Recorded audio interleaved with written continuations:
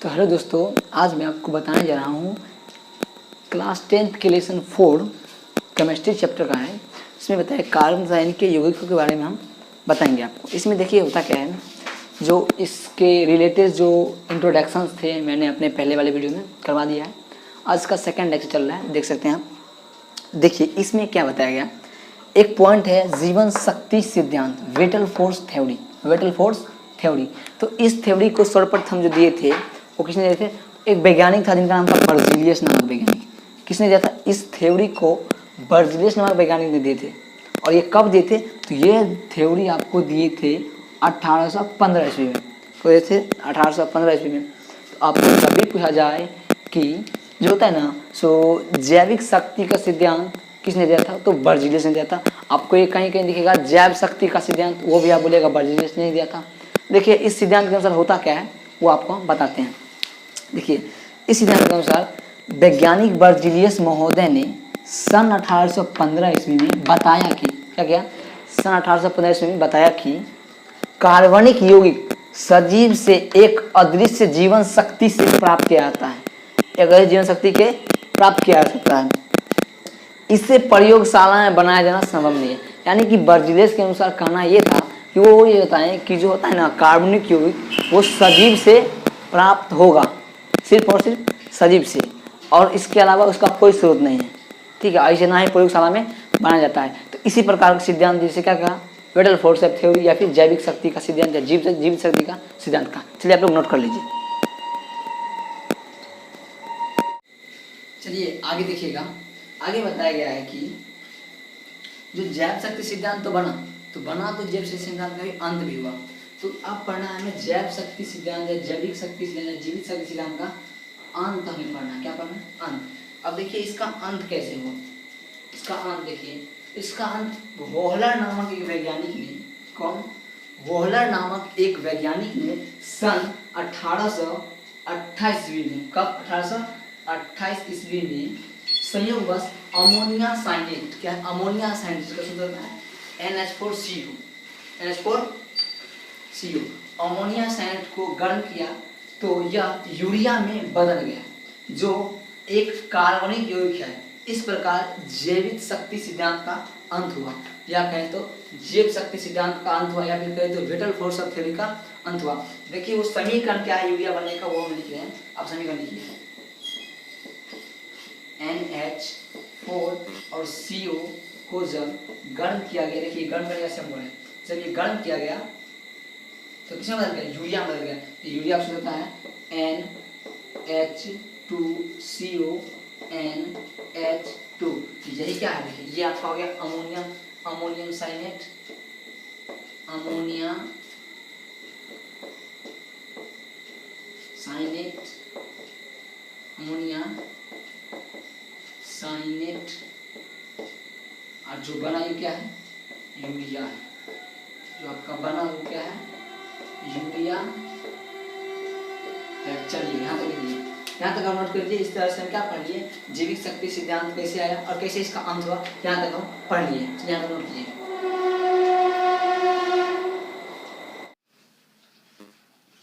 चलिए आगे देखिएगा। आगे आपका पॉइंट है, आगे जो आपका पॉइंट से हुआ है टाइप्स ऑफ कार्बन, मतलब कार्बन की प्रकार। तो कार्बन मेनली 4 प्रकार की होती है। पहला आपका प्राइमरी कार्बन, प्राइमरी कार्बन को 1 डिग्री कार्बन कहते हैं। इसके बाद सेकेंडरी कार्बन, सेकेंडरी कार्बन को 2 डिग्री कार्बन करते हैं।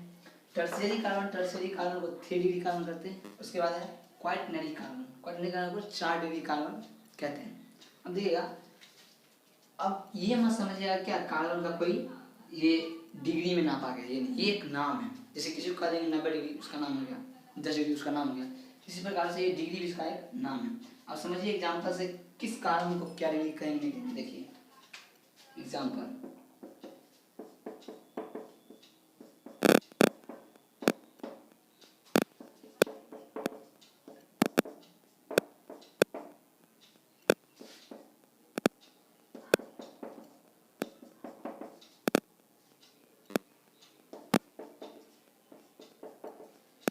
अब देखिए अगर आपको पूछे ये कार्बन क्या डिग्री कार्बन, तो ये कार्बन कितने कार्बन जुड़े हैं? मात्र एक कार्बन से। तो ये जो कार्बन होगा वो होगा 1 डिग्री।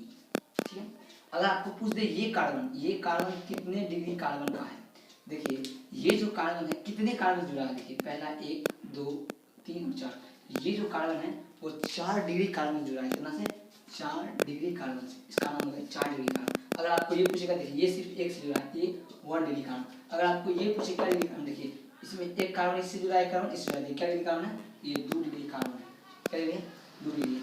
अगर आपको पूछ दे ये क्या डिग्री कार्बन है, देखिए क्या डिग्री कार्बन है 1 2 3, क्या डिग्री कार्बन है 1 2 3, ये क्या डिग्री कार्बन है 3 डिग्री कार्बन है।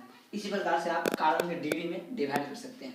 एक एग्जांपल और चलिए आगे देखिएगा, आपका जो अगला पॉइंट है वो आपका अगला पॉइंट क्या है, वो आपका हाइड्रोकार्बन्स। क्या हाइड्रोकार्बन, तो हाइड्रोकार्बन क्या होता है, तो हाइड्रोकार्बन में हाइड्रोजन और कार्बन से बने हुए को क्या कहते हैं, हाइड्रोकार्बन कहते हैं। जैसे देखिए एक हाइड्रोजन लीजिए और एक कार्बन लीजिए, क्या बना CH4, किससे बना, कार्बन और हाइड्रोजन के बना, क्या बना, यह है हाइड्रोकार्बन, ठीक है। चलिए अब देखिए इसमें क्या आता है, इसके कुछ प्रकार होते हैं, इसके अंदर हम पढ़ते हैं हाइड्रोकार्बन्स के प्रकार। ठीक है, हाइड्रोकार्बन्स का जो है वर्गीकरण करना है, सिंपली से देखिए, तो देखिए हाइड्रोकार्बन वर्गीकरण कैसे होता है। चलिए हमने आपको यहाँ तक बता दिया था, ठीक है। इसके बाद हम देखिए इसमें अब बात हो रहा है हाइड्रोकार्बन्स की। हाइड्रोकार्बन कहते हैं हाइड्रोजन और कार्बन से बने हुए, क्या कहते हैं, हाइड्रोकार्बन कहते हैं। तो अब इसमें आता है हाइड्रोकार्बन क्या होते हैं, कितने प्रकार बांटा गया है, तो हाइड्रोकार्बन का वर्गीकरण देखिए। हाइड्रोकार्बन को पहले 2 भागों में बांटा गया, पहला है एलिफेटिक, दूसरा है साइक्लिक। अब समझना है एलोफेटिक क्या है, एलोफेटिक क्या है। वैसे हाइड्रोकार्बन जो क्या है खुली श्रृंखला, लंबी श्रृंखला में, किसमें हो, एक लंबी श्रृंखला में वो होगा एलिफेटिक। दूसरा है साइक्लिक जो बंद श्रृंखला में, किसमें हो, साइक्लिक किसी का बंद श्रृंखला में होगा, उसे हम साइक्लिक कहेंगे। आगे हम आपको इसके डेफिनेशन के हिसाब से आपको सब बताएंगे। उसके बाद होता है इस एलिफेटिक को 2 भागों में बांटा गया है, एक है सेचुरेटेड, एक है अनसेचुरेटेड। सेचुरेटेड मतलब और अनसेचुरेटेड। सेचुरेटेड हाइड्रोकार्बन के अंतर्गत एक समूह है, उसका क्या नाम है, एल्केन। क्या नाम है, एल्केन। क्या है, एल्केन। इसके साथ सिंगल बॉन्ड होता है, याद रखिएगा, कौन सा होता है, सिंगल बॉन्ड। अब देखिएगा एक है अनसेचुरेटेड हाइड्रोकार्बन। तो अनसेचुरेटेड हाइड्रोकार्बन में 2 समूह बनाया गया है, एक है एल्केन एल्काइन। एल्कीन और एल्काइन, क्या है, एल्कीन और एल्काइन। एल्कीन और एल्काइन, एल्कीन में डबल बॉन्ड, एल्काइन में ट्रिपल बॉन्ड, ठीक है। ये आपका विभाजन किया गया हाइड्रोकार्बन्स के तरफ से। आप एक एक करके हम सभी का डेफिनेशंस लिखेंगे, हाइड्रोकार्बन्स का, एलिफेटिक का, साइक्लिक का, उसके सेचुरेटेड, अनसेचुरेटेड, एल्काइन, लेकिन सबका हम करेंगे। चलिए यहाँ तक आप लोग नोट कर लीजिए। चलिए देखिए आगे जो आपको बताया जा रहा है वो क्या है, हाइड्रोकार्बन के कितने प्रकार के, वो 2 प्रकार के, कितने प्रकार के, 2 प्रकार के। जब भी आपसे कोई पूछे हाइड्रोकार्बन कितने प्रकार होते हैं, सीधे आपको बोलना है कितने प्रकार के, 2 प्रकार के होते हैं। पहला आपका एलिफेटिक हाइड्रोकार्बन, क्या है, एलिफेटिक हाइड्रोकार्बन है। देखिए दूसरा जो आपका है वो दूसरा क्या है, cyclic, cyclic hydrocarbon, cyclic hydrocarbon. देखिए आपका पहला एलिफेटिक हाइड्रोकार्बन का डेफिनेशन क्या है, वो है वैसा हाइड्रोकार्बन जिसमें कार्बन परमाणु खुली श्रृंखला वाले यौगिक का निर्माण करते हैं। किसका निर्माण करते हैं, खुली श्रृंखला वाले यौगिक का निर्माण करते हैं, उसे क्या कहते हैं, उसे हम कहते हैं एलिफेटिक हाइड्रोकार्बन। एग्जांपल के लिए देख लीजिए आप, खुली श्रृंखला है, चलिए आगे देखिए CH3 CH2 CH2 CH3, ये भी खुली श्रृंखला है। मतलब ऐसे कार्बन परमाणु जो होते हैं ना, जो होते हैं, जो हाइड्रोकार्बन किसका होगा, खुली श्रृंखला में होगा, जो खुली श्रृंखला में होगा कार्बन की, वो क्या होगा, वो होगा आपका एलिफेटिक हाइड्रोकार्बन। चलिए यहाँ तक नोट कीजिए, इसके बाद आपको साइक्लिक हाइड्रोकार्बन हम बताएंगे। चलिए हम लोगों ने कहाँ तक पढ़ लेते हैं, हम लोग एलिफेटिक हाइड्रोकार्बन के बारे में पढ़े। देखिए एलिफेटिक हाइड्रोकार्बन 2 प्रकार के आपको बताए थे, वर्गीकरण दिए थे। तो एलिफेटिक कितने भाग बना था, 2 भाग बना था। एक था आपका क्या था, सैचुरेटेड था, एक अनसैचुरेटेड था। तो हमने दोनों को लिख दिया। एलिफेटिक हाइड्रोकार्बन कितने भाग बनते हैं, 2 भागों में। आपका पहला सैचुरेटेड, सैचुरेटेड क्या कहते हैं, संतृप्त हाइड्रोकार्बन। क्या, संतृप्त हाइड्रोकार्बन। Unsaturated असंतृप्त hydrocarbon. तो अब देखिए आप पहला पॉइंट बनेगा सैचुरेटेड हाइड्रोकार्बन, संतृप्त हाइड्रोकार्बन। क्या बनाना है?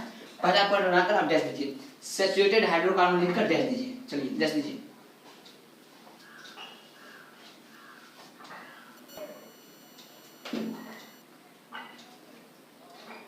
तो देखिए आप जो आगे आपका क्या था, आपको लिखना था सैचुरेटेड हाइड्रोकार्बन, संतृप्त हाइड्रोकार्बन। देखिए संतृप्त हाइड्रोकार्बन है क्या वास्तव में? तो कह रहा है वैसा एलिफेटिक हाइड्रोकार्बन। आपको एलिफेटिक पहले बता दें, खुली श्रृंखला। कौन सी श्रृंखला है? खुली श्रृंखला वाली। तो एलिफेटिक मतलब क्या? खुली रहेगी, और जिसमें कार्बन परमाणु एकल आबंध, यानी कि कार्बन और कार्बन में सिंगल बाउंड। क्या? Single bound. जितना भी कार्बन जुड़े कौन बाउंड से? सिंगल बाउंड से बंध से जुड़े होते हैं, संतृप्त हाइड्रोकार्बन कहते हैं। कहते हैं कहलाते हैं। इसे एल्केन भी कहते हैं। क्या कहते हैं? एल्केन। एग्जांपल देखिए, CH3 CH2 CH2 CH3। देखिए सभी कार्बन का जो सिंगल सिंगल, ये क्या होता है? ये होगा आपका ब्यूटेन। 4 कार्बन और सिंगल सिंगल बाउंड है, क्या होगा? ब्यूटेन। इसे हम एल्केन भी कहते हैं। इस प्रकार एग्जांपल लिखिएगा, CH3 CH2 CH2 CH2 CH3। चलिए आप बताइए इसका क्या नाम होगा? आप लोग बताइए। जी हाँ, पेंटेन। क्या होगा? पेंटेन। हाँ ठीक है, चलिए क्या होगा? पेंटेन। तो ये आपके हुए सैचुरेटेड हाइड्रोकार्बन, संतृप्त हाइड्रोकार्बन। लेकिन एलिफेटिक हाइड्रोकार्बन का एक टाइप और बचा है, ये आपका टाइप ए है, सैचुरेटेड हाइड्रोकार्बन। कौन सा? Saturated hydrocarbon. एक आप बचा है अनसैचुरेटेड हाइड्रोकार्बन। चलिए आप लोग हेड दीजिए, अनसैचुरेटेड हाइड्रोकार्बन दीजिए। चलिए देखिए आपको जो है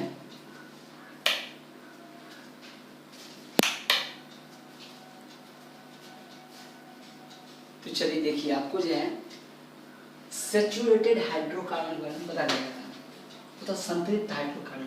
अब आपको पढ़ना अनसैचुरेटेड हाइड्रोकार्बन, असंतृप्त हाइड्रोकार्बन के बारे में आपको पढ़ना है। किसके बारे में पढ़ना है?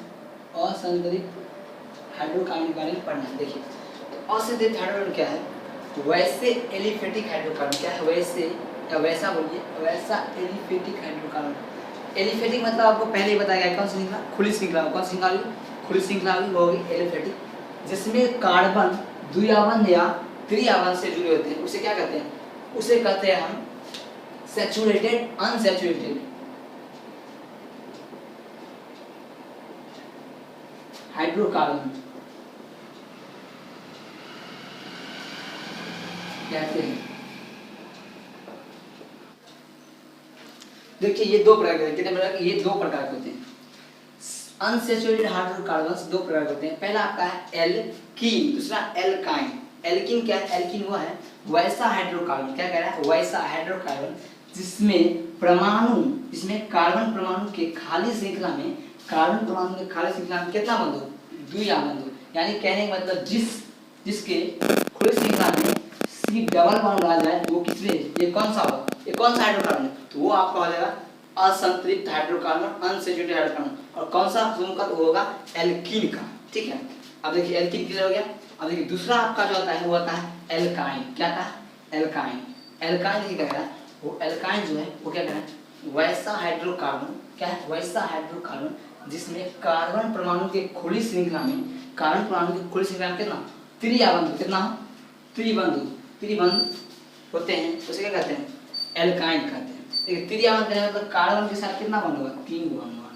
ये कौन सा हो गया? तो ये भी अनसैचुरेटेड हाइड्रोकार्बन्स है।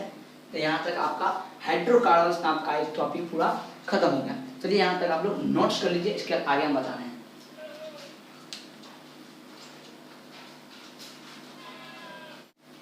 चलिए अब बताने वाले कुछ इंपोर्टेंस, मतलब सम इंपोर्टेंस अल्क, कुछ महत्वपूर्ण कार्बन।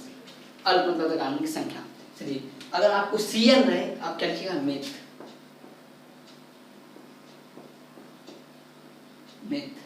C2 का इथ, C3 का प्रोप, C4 कार्बन रहे क्या होगा? ब्यूट, 5 कार्बन का पेंट, 6 कार्बन का हेक्स, 7 का अंक हेप्ट, क्या हुआ हेप्ट, ऑक्ट, नन, टेक। अगर 11 कॉलम रहे अनडेक, अगर 12 कॉलम रहे तो क्या होगा 2 डेक।